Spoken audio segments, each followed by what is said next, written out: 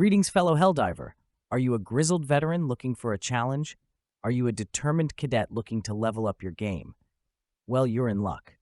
Today, we are walking through the most difficult way to play Helldivers 2, Solo Deathless Extract. The mission is simple. Complete an entire Helldive difficulty mission and extract without dying. Today, we will cover an in-depth stratagem selection guide to give you some ideas on how to tailor your loadout for your own solo deathless runs. With a little help from your pal Sour Weasel, let's go spread some democracy. Now, when I said in-depth, I meant it. There won't be any gameplay footage, but we will be packing a lot of information into this video, so please bear with me. We are going to cover all of the major stratagems that have potential utility for Helldive solo deathless runs. If you don't see your favorite stratagem here, go ahead and leave a comment in the video and we can cover it on a later date. Suffice to say, if I haven't included a stratagem here, that doesn't mean it's not viable in team play. It's just that I don't consider it worth playing in solo deathless runs. To motivate our selection process, let's categorize and review the Terminid threat. The Terminids break out into around 6 different classes based on how we can interact with them using our weapons and stratagems. These are Bile Titans, Shrieker Nests, Chargers, Hunters, and other light enemies, Nursing and Bile Spewers, and Stalker Nests. I've grouped Shriekers and Stalkers together with their spawning structures for the purposes of our discussion. As a solo Helldiver, you will not have the luxury of teammates to assist you with enemies. This means that your kit needs to have a plan for dealing with each enemy class, and ideally, a backup plan. With only 4 stratagem slots at your disposal, each selection must pull its weight. While you are undoubtedly familiar with the Terminids already, let's review the 6 classes through the lens of a solo Helldiver and order them based on how threatening they are to ending our run. Bile Titans are the #1 problem on Helldive difficulty. They are faster than us, are difficult to interrupt with terrain, and impervious to primary fire. They have a ranged Bile Spew attack, which can be turned off by damaging their bile sac, and a Stomp attack in melee range. Escaping their aggro is generally not possible, which makes them the highest threat level. The next highest threat are Shriekers. Shriekers themselves are not significant threats, as they are easily handled with primary fire, but their structures are extremely difficult to destroy without stratagems. It's practically mandatory to add a ranged way to deal with Shrieker Nests for solo deathless runs. The next enemy class we need to consider are Chargers. Chargers have a charge attack and a stomp attack when in melee range. One is fairly straightforward to deal with, but they get much more difficult when accompanied by other heavies. Next up are Hunters. While Hunters can be handled with primaries, they are still run killers and need to be respected. Hunters avoid your crosshair and try to flank you. They can also slow with their attacks and pull off a double attack if at full health. Other light enemies pose less of a risk, but they can get difficult to handle if they build up over several patrols or bug breaches. On some missions, we may encounter spewer enemies. These have a ranged attack that can one-shot and slow, like the Bile Titan. Primary weapons have a harder time dealing with these, so it's a bonus if our stratagem kit can answer them. Finally, we have Stalkers and Bug Holes. Stalkers are absolute run killers, but we aren't going to consider them much when picking our stratagems, since we will pretty much always deal with them with a primary weapon. It's also helpful to have a lot of ways to deal with bug holes, but we can handle them with grenades, so they aren't a priority for stratagem selection. With finding answers for each Terminid class in mind, let's start to review our stratagems. A basic framework for selecting our 4 stratagem slots is as follows. You generally want to take a support weapon, a backpack, a combat stratagem, and a utility stratagem.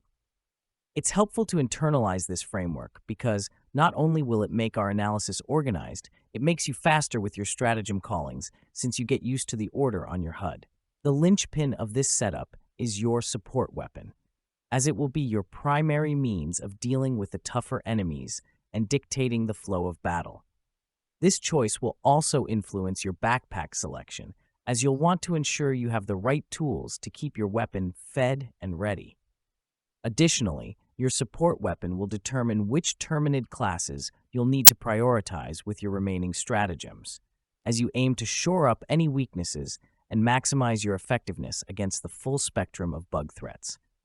Choose wisely, as the fate of your mission and the glory of Super Earth rest on your shoulders. Here is a power ranking of 7 support weapons we have access to for our Helldive solo runs. I've graded them on a scale from S tier to F tier, per the legend on the right. This ranking system will help visualize how our loadout matches up against the 6 Terminid classes. First up, let's review the Quasar Cannon. The Quasar Cannon is the best solo Helldive support weapon.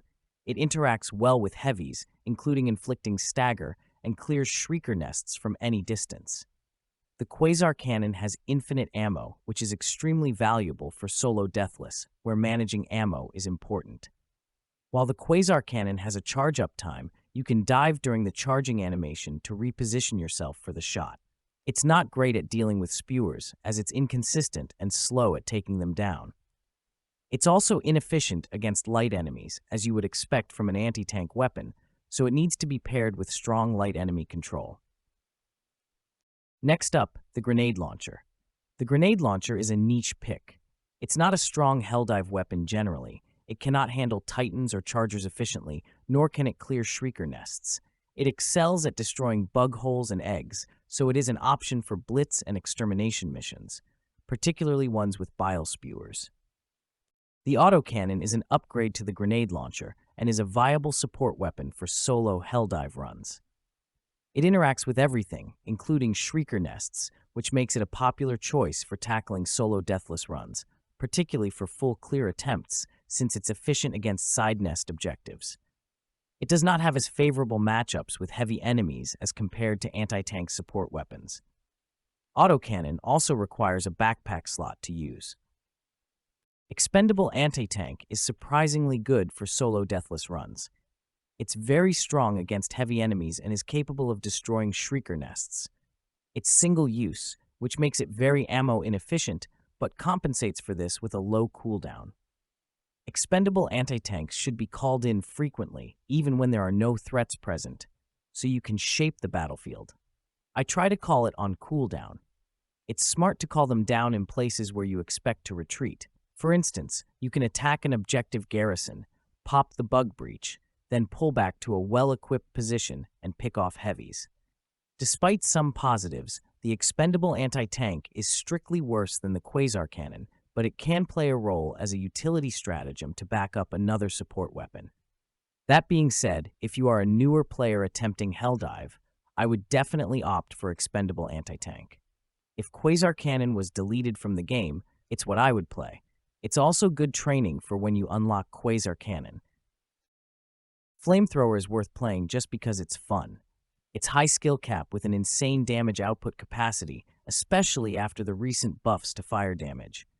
I've been playing it a lot on stream to get a feel for it, and it totally melts everything. Everything. That is, except the Bile Titan. This makes it a subpar pick for solo Helldive, since Bile Titans are the main threat you need to handle to extract successfully.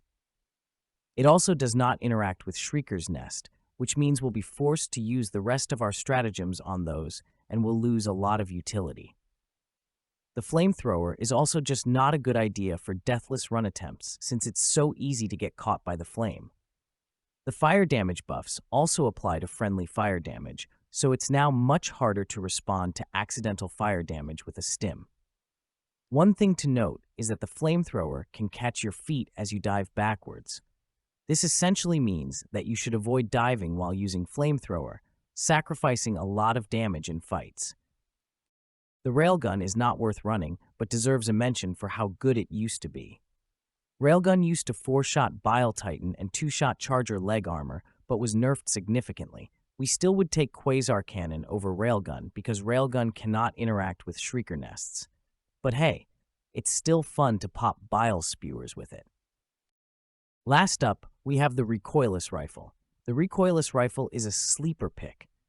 On the face of it, it doesn't seem like it would be viable in solo runs, since a lot of its power comes from the team reload, which we give up the backpack slot for and can never use as solo Helldivers.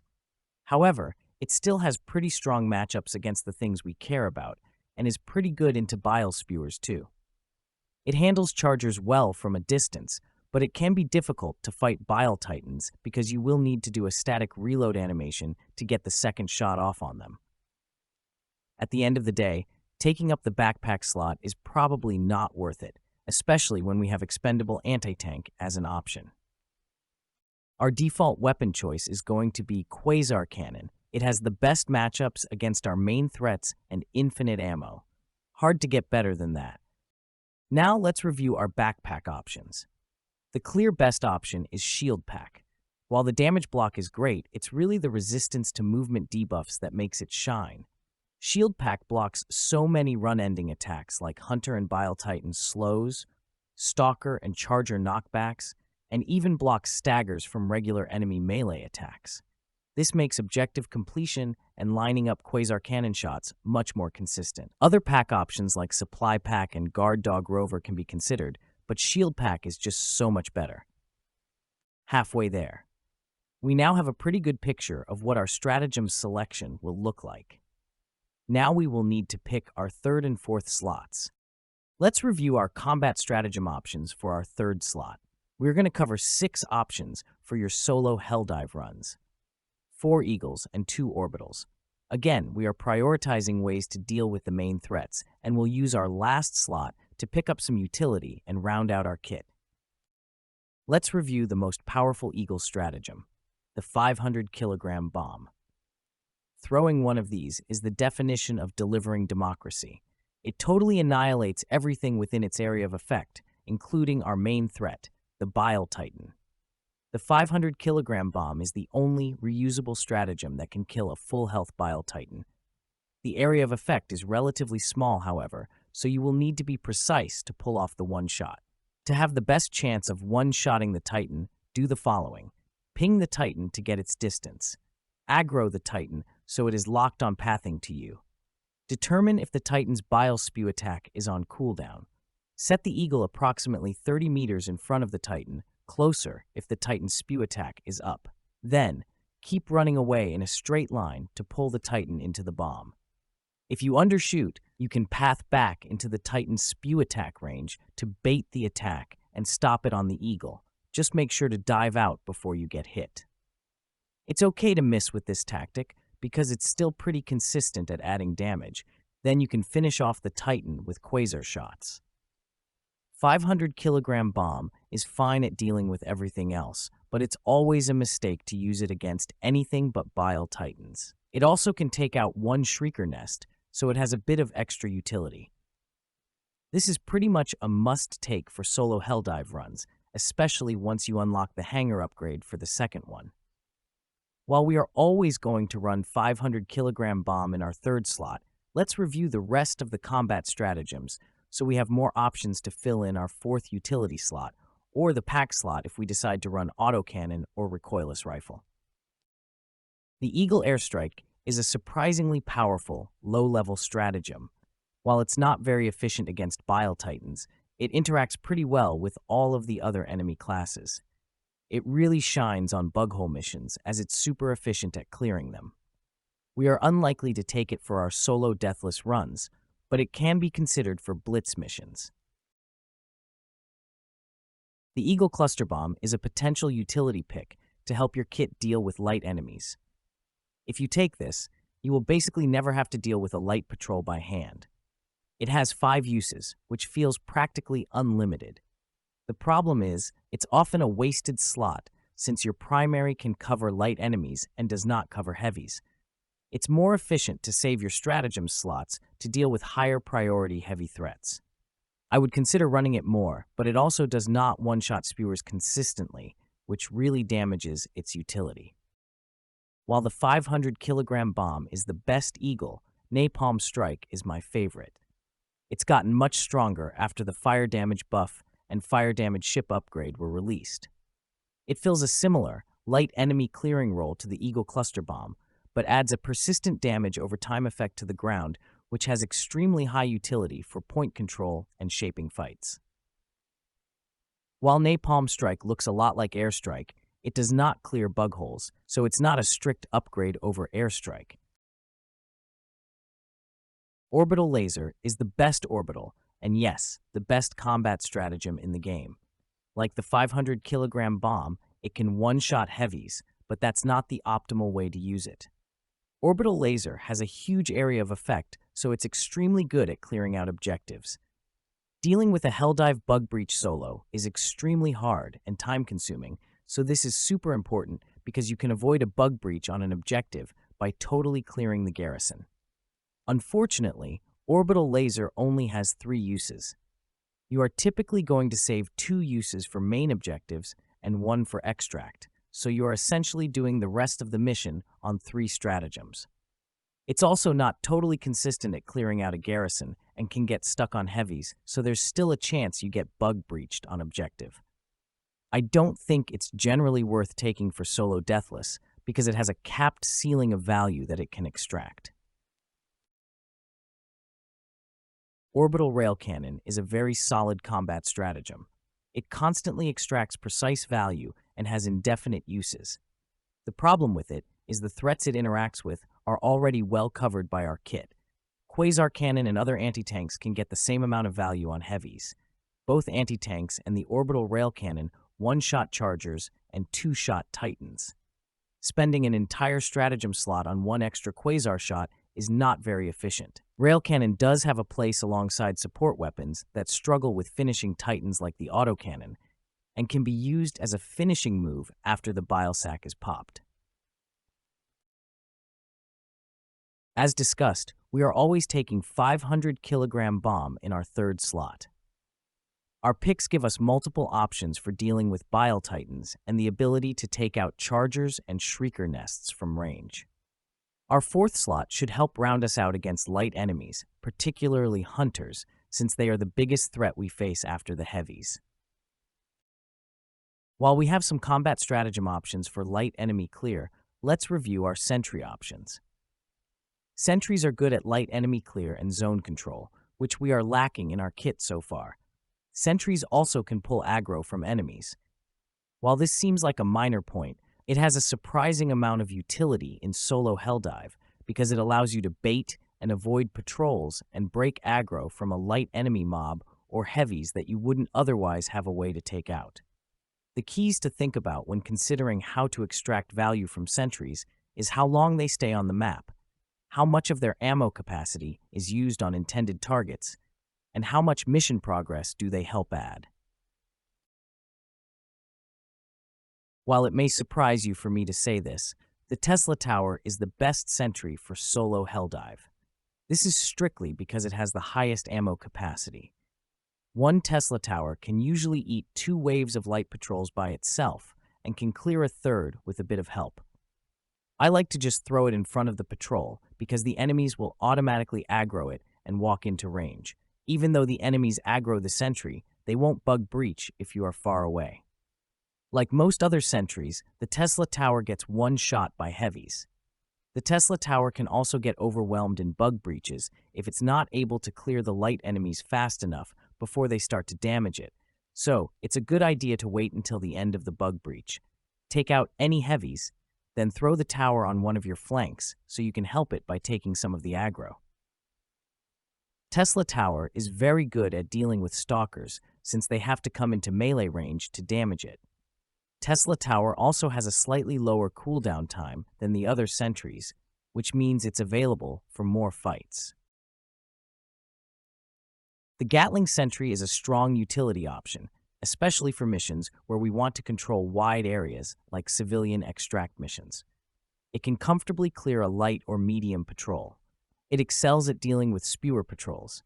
Gatling Sentry's range also helps it clear garrisons before entering main objectives, or to assist with looting minor points of interest. While the Gatling Sentry looks great on paper, its efficiency is often drained by heavies. It will get stuck on heavy enemies and waste all of its ammo on them. This happens a lot since there are so many heavy patrols and garrisons in Helldive. It also can get overwhelmed by stalkers since they can sneak past its ranged attack. The Autocannon Sentry is designed to interact with heavy enemies. However, it does not do this consistently. While the Sentry is supposed to focus on the largest enemy, it will target the first enemy that comes into range. Charger patrols usually have light enemies that enter the targeting range first, so the Sentry wastes ammo on light enemies a lot. It takes basically all of the ammo in the Sentry, even after the ship upgrade, to kill a full health Bile Titan. Autocannon Sentry is easily destroyed by stalkers, which sneak up on it, then force the Sentry to splash explosive damage back on it. It's worth considering if your kit needs help finishing heavies, but Gatling or Tesla Tower are almost always better. The Mech Suit is a powerful but limited option to assist you with your solo Helldive runs. While it has really strong interactions with every Terminid class you face, it's limited to only 2 uses. The 2 uses are also usually to first clear the Shriekers when you first drop in, and at the end to extract, which leaves you down a stratagem for basically the entire game. It's worth considering if you want a really consistent way to deal with Shriekers and don't mind leaning on the rest of your kit, but generally, you'll want a stratagem that works for the entire game. Now that we've reviewed all of the stratagems, let's finalize our selection. We are taking the Quasar Cannon, Shield Pack, 500 kilogram bomb, and Tesla Tower. As you can see, we have our heavy threats covered. We have 2 ways to take out Bile Titans and can interact with Shrieker nests and chargers efficiently. We've shored up our weakness to hunters with the Tesla Tower, and by choosing a light enemy-focused weapons kit, including Breaker Incendiary and Incendiary Grenades. This kit is a bit weak into spewers and not efficient at clearing bug holes, so we round out the build by taking the grenade pistol. Now that you understand the rationale for our stratagem picks and the options we have at our disposal, you can experiment to see what combination is right for you. An easy way to extend our framework is to flex the 4th slot, depending on the mission and your playstyle. We can take the Gatling Sentry over Tesla Tower for civilian extract missions where we want to control a wide area. We can take a second Eagle if you prefer playing around combat stratagems, or if you want to take a primary weapon that's less efficient against hunters. We also can take one of the strong, limited-use stratagems and rely on our base kit for most of the mission in exchange for an easier main objective or extract. There's a lot of permutations just in this one stratagem slot. We can extend our analysis even further by flexing around our primary weapon. If we take Autocannon, we can also take Orbital Railcannon in the backpack slot to help finish off Titan, and maybe even take Autocannon Sentry to add another way to finish Titan for consistency. If we take Recoilless Rifle, we would need to shore up our weakness against hunters, and can take Cluster Bomb in the pack slot and round out with Gatling Sentry. A build I've been experimenting with recently is Flamethrower with Expendable Anti-Tank in the utility slot. That brings us to the end of the video. You are now equipped with comprehensive knowledge of your options when selecting a stratagem loadout for soloing Helldive difficulty. Please allow me to offer my thanks to you for watching this guide and to congratulate you on making it this far. The tips and tricks you've learned here today will serve you well on your journey to deliver democracy to the galaxy. It will help the channel immensely if you can like and subscribe, and provide feedback on what kinds of guides and videos you'd like to see going forward. This video, for instance, was requested by comment. Remember, Helldiver, freedom starts with you. Go forth and spread democracy.